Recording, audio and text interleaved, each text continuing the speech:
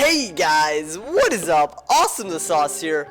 I am about to show you guys something today that was so amazing, Sauce, that I couldn't even save it for Actually Theory Thursday. I had to do it on a Wednesday. I know, you guys are like, what are you doing? Nope, I had to do it. I'm sorry, alright? I had to do it. And you guys are going to see why when I look at this, because I think what I found is something that literally no one talks about ever, and it's epic. It really is epic the way it comes together. But in order to really talk about it, we gotta give some of that context. So if you're excited to have your mind absolutely destroyed and then blown and then reconstructed back with the awesome sauce, just leave a like. That's all I ask, alright? That's all I ask. And start a conversation in the comments after you're done watching. So where are we right now, Tom, as you might ask? Oh, that's a good question. Alright, so I'm excited. I'm gonna calm down now. We are at the River of Frozen Tears. So basically what this place is, it's where you fight this boss, and basically this boss is the guard, the eternal guard of the Auroracle. Now the Auroracle is a mystical being, mystical existence. We don't even know what it is. I'm about to show it to you guys, but one very, very important thing to know is that whatever this force or living thing or whatever it is, it's lived since the beginning of Spiral existence. So let's take a visit. Teleport to the Auroracle. And this is what it is. Now, if you guys quested through Polaris, you might remember this, you know? This was really, really cool. She spoke some mystical words, the Auroracle did. And, you know, at the time, it made absolutely no sense. And what the crazy part about this, and this is exactly why no one has talked about this, it's impossible to revisit this. Which means I'm literally going to have to take a clip from someone else's video. It's probably going to be like Blaze Lifehammers or someone, so I gotta credit that episode. You know, I appreciate you leaving your content out there. I hope please don't copyright strike me, please. I'll stop. But basically, you learn something from her, and it's very, very interesting. So I'm about to play for you guys the dialogue that she shares with you, and it's a prophecy that is extremely cool. So, you know, wrap up, stay tight as you listen to the dialogue. Not all things are definite, but we always knew the moment would arrive. Alright, stating the fact. Moments capitalized. Yeah. We watched as the first world was destroyed and wept. Then the song was sung and the spiral was woven. We forestalled our sorrow. This first world they're talking about, But Nate. that which was frozen in time and in our hearts flows again. The first sign is nigh. A shadow comes to tear land and sky asunder. After, it soon is only a matter of time. When the sand settles, the spiral shall end as it began, with a broken heart. Alright, now that you guys have listened to it, I gotta tell you something, alright? I gotta tell you something about it. There is so much potential in this right there. It's incredible how much there is just in those few words that she speaks. Because basically, this is a prophecy. I think it is the second grand prophecy.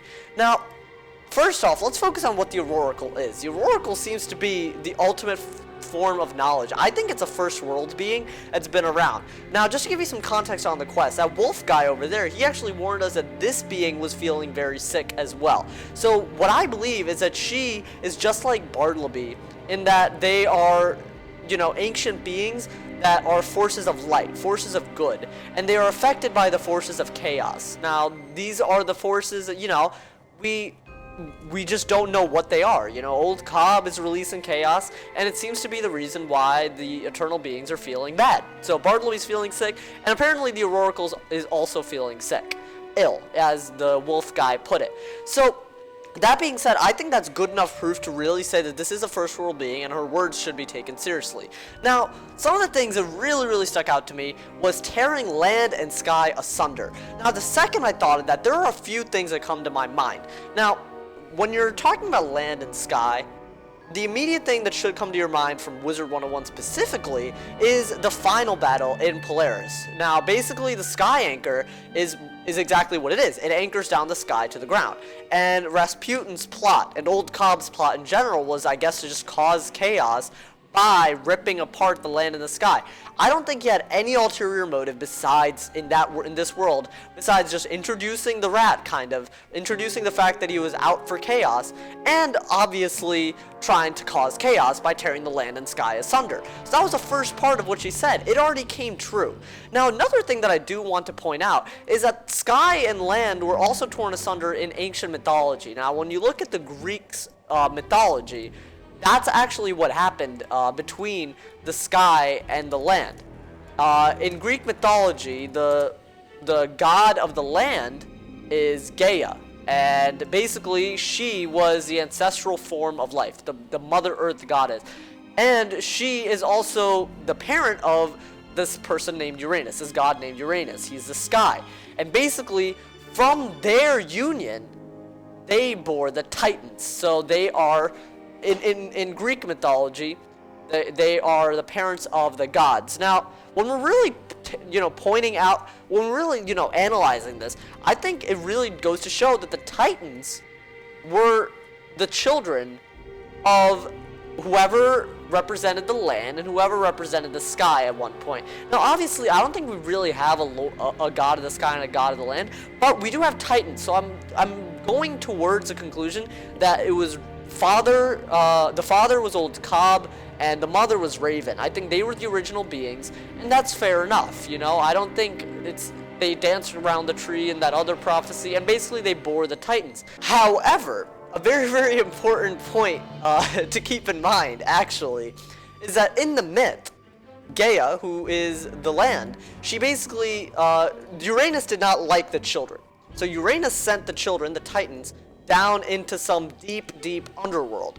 So by going into the underworld, they basically were causing Gaia pain. And what Gaia did, she called the Titans over and said, kill Uranus, kill your father. And basically Cronus, which is the Lord of Time, which, I mean, there is a Cronus in this, in this game, but I'm not sure if, I'm sure there's some differences. Basically, the father died, and in this case, I think that's exactly what happened. I think what Grandmother Raven did was ask the Titans to turn on the father, which is Old Cobb, and tear him apart. Just tear him apart. So, I think ripping land and sky asunder could have been a way of ripping apart their love. I think that could have been the metaphor. But more importantly, it's talking about the sands of time. They're settling, so that seems to signal mirage, and much more importantly, it's saying the spiral shall end as it begun, with a broken heart. Now, with the broken heart, obviously we know who had the broken heart first. It was Old Cobb. Now, frankly, from the fact that it's just talking about land and sky, and I think it's just a metaphor for ripping apart the relationship they once had. I think that was Old Cobb's way of saying to Grandmother Raven, this relationship is over. That's the only motivation I can even think of. So, if you followed that course, I think it would make sense that Grandmother Raven is going to end up with a broken heart. I think that's what Old Cobb means to do. And what I very frankly believe, I made the first theory. My first theory on this entire thing was, who's Mallory? It was right here. My second one was his Grandmother Raven evil, which I tended to think could have been true because Old Cobb never had an evil motivation. He was only vengeful because of what Grandmother Raven did. Now, what I believe is going to happen is that someone else is going to end up with a broken heart. What I believe is going to happen is now that the land and sky is torn asunder, their love is completely shattered, just like in Greek mythology, with the whole story of the Titans and everything. I mean, it fits perfectly here with the Storm, Fire, and Ice Titan. I think they were sent by Grandmother Raven to lock up Old Cobb. I think that's actually how he was locked up. But now that land and sky are torn asunder and the sands have settled after Mirage, I think the spiral is going to end as it starts. I think it's going to have a broken heart, except I think it's going to be a result of Old Cobb's schemes, and I think it's going to be Grandmother Raven that ends up being evil. I think she is going to be the evil one, and I think she's going to end up with a broken heart. Now, I think my theory checks out this little prophecy of hers, of the oracles, it checks out for everything except for the broken heart. That's up to you to decide. It doesn't say who has a broken heart. I think that'd be a complete spoiler, even if it were old cop for the oracle to say it. So there's no reason to believe that any one person will have a broken heart. However, I do believe that Greek mythology and the story of the first world really, really do tie in together. Now, that being said, guys, there is no land and sky in this game. It's just Grandmother Raven and Old Cobb. However, the whole idea of the Titans killing Uranus in Greek mythology and the Titans locking up Old Cobb in the Spirals mythology, I feel like that could really, really check out. We never know how Old Cobb got locked up, but maybe breaking his heart might not have just been breaking up their relationship. I think it was more about breaking apart their husband and wifery. Husbandry, wifery, I don't know, whatever. It's not their relationship as much as it is the grandfather Spider was torn away from his children because they turned on him. I think that's what happened, really. Now, tell me what you guys think. Do you think the connection to Greek mythology is legit? I definitely do. Because the whole land and sky thing, that just affirms it to me. That being said, are the Titans of the fathers of the Olympian gods? Does that make sense? I mean, if you were to go with Greek mythology, that would be the next step, you know? That being said, guys, I think this theory definitely checks out. I think the Auroracle has a prophecy that hasn't been fulfilled yet, and I think that we are going to be the ones who uncover her prophecy. And we don't know who will end up with a broken heart. I think that's up for the game developers to decide. What I really do hope is that it's not just a cliche Old Cobb ending with a broken heart thing. I really do hope it's Grandmother Raven that turns out to be evil. If you're wondering why I think Grandmother Raven's evil, I will leave a video at the end of the video in the end screen to show you a link to my most popular theory video to date. It's on why I think Grandmother Raven is evil. That being said, guys, I really hope you do enjoy. There will be a different video tomorrow instead of Theory Thursday because obviously it's today. But that being said, hope you guys really did enjoy. Leave a like if it excited you, if it blew your mind. If you've never even heard of the Oracle's prophecy, there's a lot of possibilities here. And tell me what you guys think in the discussion below. And if someone hasn't told you you're awesome today, they're doing something wrong. So stay awesome.